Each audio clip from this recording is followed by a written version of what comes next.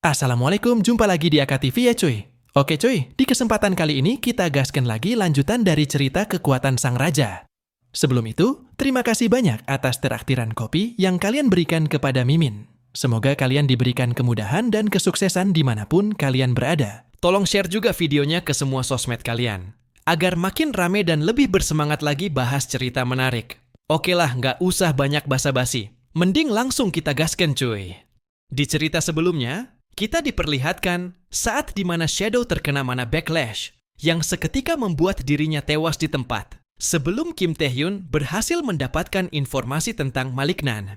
Tentu hal ini merupakan sebuah kegagalan bagi Kim Tae-hyun karena Shadow lebih memilih mempertaruhkan nyawanya demi melindungi rahasia Maliknan. Tapi kejadian ini juga merupakan sebuah jalan untuk mengguncang kepemimpinan Maliknan dengan cara menyiarkannya langsung ke media. Media menyampaikan bahwa monster itu telah dikalahkan oleh player Kim Tae-hyun yang kebetulan berada di lokasi kejadian. Asosiasi menyatakan bahwa monster itu adalah demon yang menjalankan eksperimen monsterifikasi. Tersangka berwarga negara Cina Prancis yang bernama Lucas, atau lebih dikenal sebagai Shadow. Lucas yang sedang diinvestigasi oleh Asosiasi Korea berubah menjadi monster untuk melarikan diri. Di saat berita itu ditayangkan di seluruh media, Min Ji-hong yang kebetulan berada di tengah keramaian kota, secara tidak sengaja melihat berita tersebut.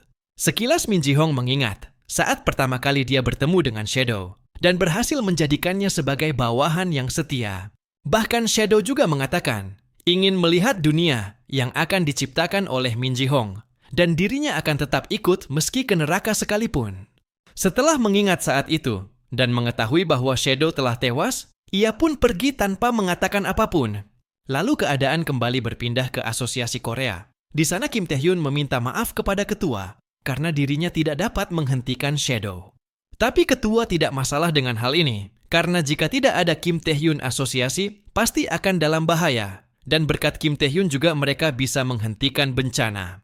Monsterifikasi memang suatu masalah, tapi ada laporan kalau vaksin untuk wabah Grey Venom dari Amerika akan segera dikeluarkan. Jadi setidaknya mereka bisa menghambat agar penyebarannya melambat.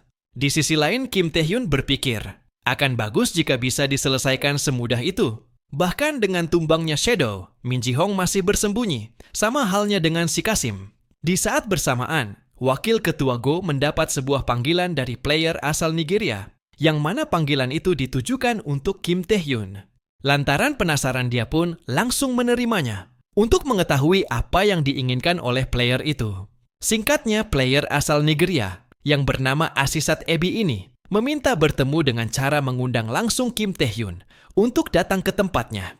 Tapi Kim Tae-hyun yang tidak mengetahui tujuan dari Ebi menolak dengan alasan dirinya sedang dalam kondisi sibuk dan tidak bisa asal bertemu dengan sembarang orang. Namun dia sontak terkejut saat mendengar Ebi mengatakan tentang kontraktor Duk, bahkan mengetahui dirinya yang merupakan kontraktor Ratu Tobrut.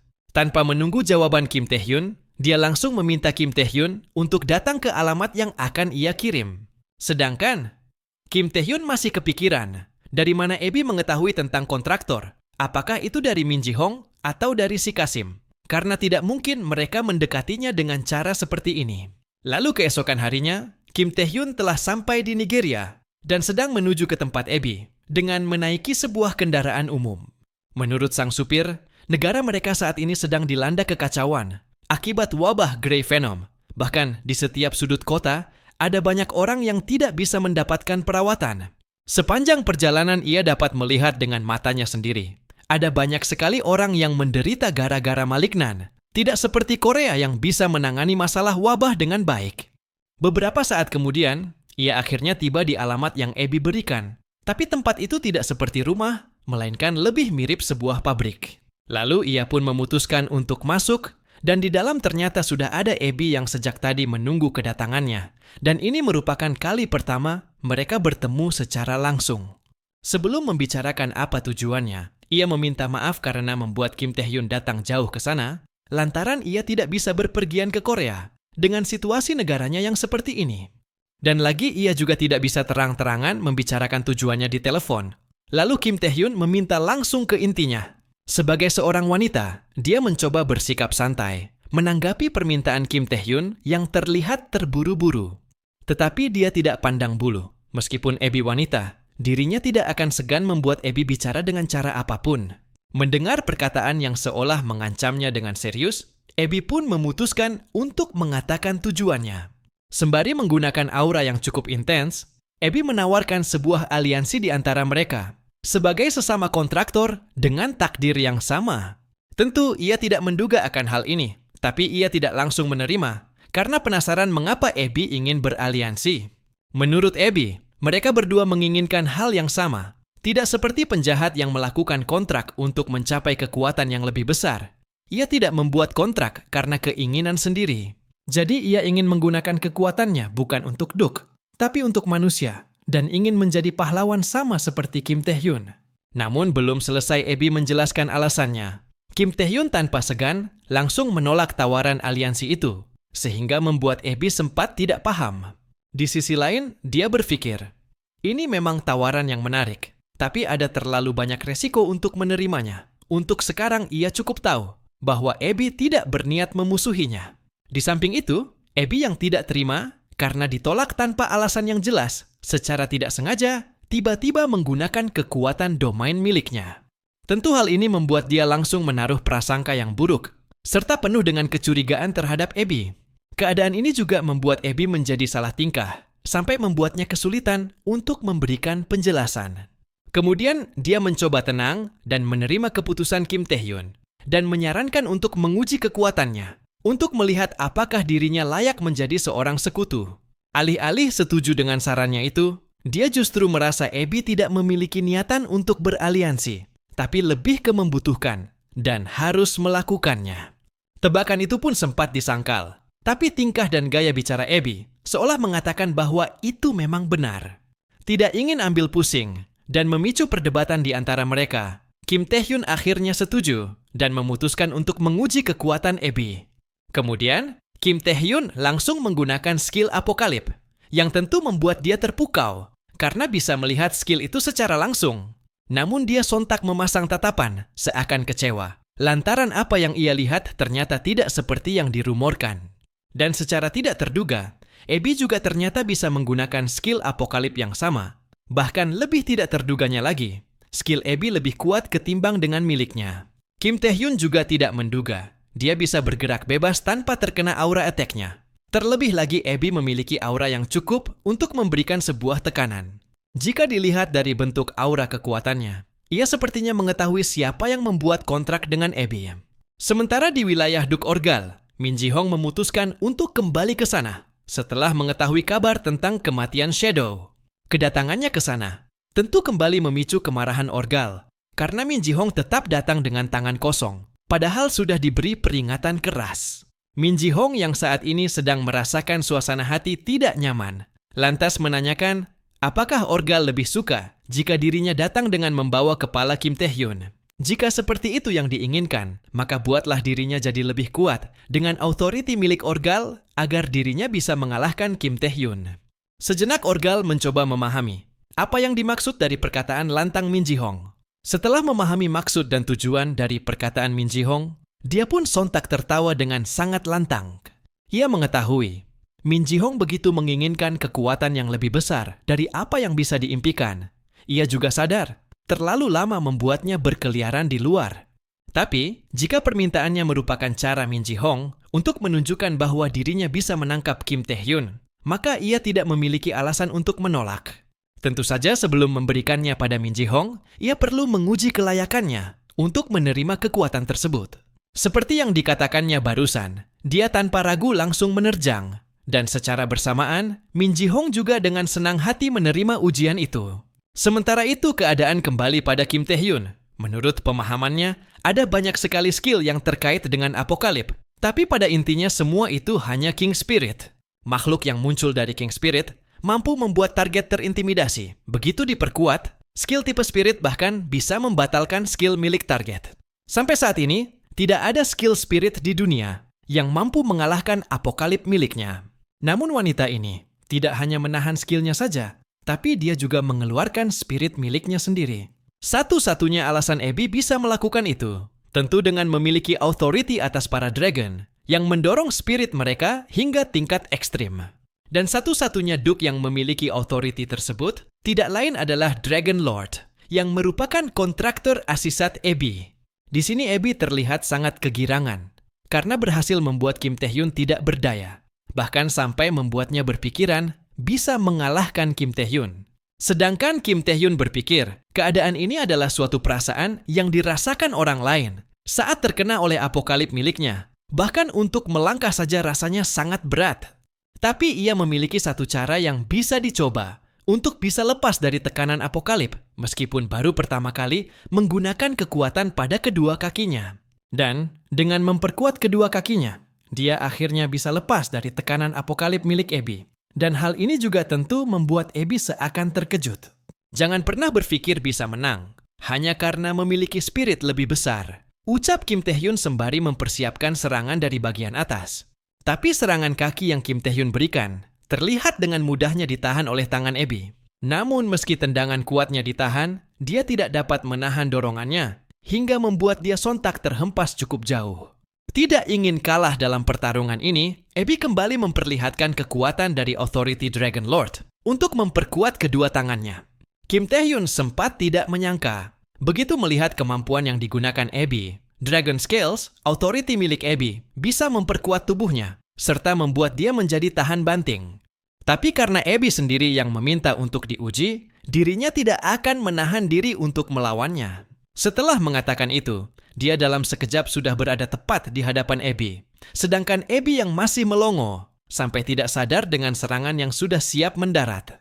Sehingga serangan tersebut mendarat dan ditahan dengan mulus oleh Abby. Tapi Kim Tae-hyun terus melakukan serangan, sampai Abby kewalahan untuk menahan semuanya. Dia merasa, setiap pukulan Kim Tae-hyun terasa bagaikan tertabrak oleh kendaraan besar. Dan entah bagaimana, Kim Tae-hyun bisa terus-menerus mengeluarkan serangan berat, sambil bergerak dengan sangat cepat. Tepat ketika memikirkan hal ini, ia secara tidak langsung gagal memprediksi arah pukulan Kim Tae-hyun selanjutnya. Untung dia masih dapat menahan pukulan itu, meski membuat keseimbangannya terganggu dan membuatnya kembali terhempas. Tapi meskipun terus terpukul mundur, ia percaya akan baik-baik saja selama ia bisa menahan setiap serangan dari Kim Tae-hyun. Namun secara tidak terduga, Kim Tae-hyun mengubah cara bertarungnya karena bertarung di jarak dekat menurutnya tidak efektif. Lalu dia tanpa segan mengarahkan semua senjata tajam buatannya untuk melihat bagaimana Abby menghindar, sedangkan Abby sontak tercengang melihat hal ini. Menyadari keadaan ini bukanlah waktunya untuk terkejut, dia dengan tampang penuh kepanikan, secepatnya berlari menjauh dari jangkauan serangan Kim Tae-hyun. Namun karena sejak awal dia terus di pojokan, membuat keberadaannya lebih dekat dengan dinding ruangan, sehingga tidak ada jalan baginya untuk bisa kabur dari serangan itu. Dalam situasi ini, tentu sangat tidak memungkinkan untuk kabur, dan tidak ada pilihan selain menghadapi serangan itu. Meski ia tidak mengetahui apa yang akan terjadi setelahnya. Melihat bagaimana Abby menghancurkan semua serangannya, tentu membuat Kim Tae-hyun tidak menduga Abby akan mengambil keputusan yang cukup nekat. Meski tindakannya terbilang cukup nekat, tapi Abby sempat merasa senang karena berhasil menahan semua serangan dari Kim Tae-hyun. Tentu Kim Tae-hyun memberikan pujian atas usahanya itu, namun menurut Kim Tae-hyun ini belum selesai. Karena dia masih harus menahan serangan berikutnya, yang mana serangan kali ini kembali membuat Abby sangat terkejut. Dia yang sudah tidak memiliki stamina lagi untuk menghindar, dengan pasrah memutuskan menahan serangan itu apapun yang terjadi. Dan dalam sekejap, serangan kuat dari Kim Tae-hyun seketika menghantam ke arahnya, bagaikan sebuah meteor yang terjatuh dari langit. Tapi dia mendapati dirinya ternyata masih hidup, setelah serangan skala besar baru saja menimpanya. Padahal tanpa dia ketahui, Kim Tae-hyun tidak benar-benar mengarahkan serangannya itu, sehingga Abby cuma mendapatkan goresan kecil. Namun entah kenapa, hanya karena goresan kecil saja, mampu membuat kulitnya seakan terbakar, sampai dia tidak sanggup menahan panasnya. Kim Tae-hyun mengatakan, tidak ada yang bagus dari kemampuan menghindarnya, dan Abby juga tidak memiliki poison resistensi. Jadi bagaimana bisa? Abby ingin membantu dirinya dalam perang melawan para Duke yang lain. Tentu perkataan itu membuat Abby cukup terkejut dan menyadari jika kekuatan yang baru saja Kim Tae-hyun tunjukkan adalah kekuatan para Duke, tapi ia tidak bisa percaya satu kontraktor bisa melakukan semua itu. Tanpa menggubris perkataan Abby, dia pun memutuskan untuk memberikan tes terakhir dengan authority milik Ratu Tobrut. Walaupun menolak dan sempat menyerah, Kim Tae-hyun tetap tidak peduli dan memaksa untuk melihat seberapa kuat Abby melawan serangan psikis. Hingga teriakan yang dikeluarkan oleh Abby seketika menggema ke seluruh penjuru tempat itu. Dan setelah selesai, Abby sontak meminta maaf. Ia kini menyadari, meski sesama kontraktor, level kekuatan mereka memiliki perbedaan yang sangat besar. Ia tidak tahu, apakah semua kontraktor sama, atau hanya Kim Tae-hyun saja yang berbeda dari kontraktor lain. Lalu Kim Tae-hyun mendekat dan kembali menanyakan alasannya ingin melakukan aliansi. Tetapi Abby mengatakan, alasannya tetap sama, dan dirinya juga tidak berbohong. Dulu dirinya adalah player rank D, seorang wanita penakut yang hanya akan menjadi beban bagi player lain. Itulah sebabnya ia mengidolakan Kim Tae-hyun, pria yang selama 19 tahun selalu diremehkan sebagai pria tanpa kekuatan. Tapi sekarang Kim Tae-hyun menjadi player terbaik dunia. Suatu saat nanti, ia juga ingin sekuat Kim Tae-hyun dan menjadi pahlawan tak tergantikan bagi dunia. Awal mula dirinya menjadi sekuat sekarang terjadi saat menjelajahi abis bersama asosiasi. Ia yang telah menyegel pintu masuk, mendapati semua rekan partinya telah terkapar pingsan. Dan di saat itulah, ia bertemu dengan entitas Duke, sang Dragon Lord. Entitas itu memaksanya untuk menjadi kontraktor, dengan alasan kecocokan mana di antara mereka. Waktu itu ia sangat ketakutan, meski ia telah menjadi lebih kuat. Tetapi ia juga menyesal, karena telah membuat kontrak dengan monster yang tidak diketahui. Tapi kemudian, ia mendengar dari Dragon Lord bahwa Kim Tae-hyun juga merupakan seorang kontraktor. Kenyataan itu membuat ia sedikit lebih tenang, karena ia juga bisa menggunakan kekuatan yang sama untuk kebaikan. Itu sebabnya ia sangat ingin membantu Kim Tae-hyun dan bertarung bersama layaknya pendamping pahlawan. Tapi ia rasa Kim Tae-hyun memiliki tujuan yang tidak bisa ia pahami. Dan sepertinya ia juga tidak akan banyak membantu, ucap Abby dengan penuh rasa menyesal, sekaligus malu dengan Kim Tae-hyun.